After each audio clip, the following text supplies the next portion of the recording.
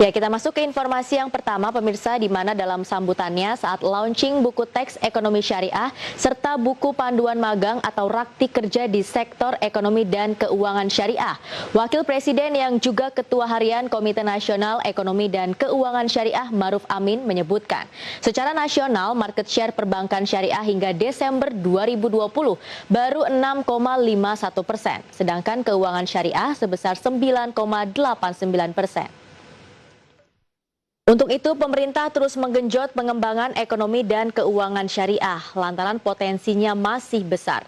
Salah satunya dengan mendorong pengembangan sumber daya manusia di sektor ekonomi syariah, baik di lembaga pendidikan, lembaga sosial keagamaan, hingga lembaga ekonomi dan keuangan syariah.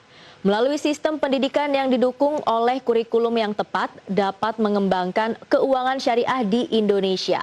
Hal ini dipandang sejalan dengan rencana pengembangan ekonomi dan keuangan syariah yang menjadi prioritas pemerintah melalui peraturan Presiden mengenai Komite Nasional Ekonomi dan Keuangan Syariah, di mana 4 fokus utamanya yakni pengembangan produk halal, pengembangan keuangan syariah, dana sosial syariah, hingga perluasan usaha syariah atau bisnis syariah.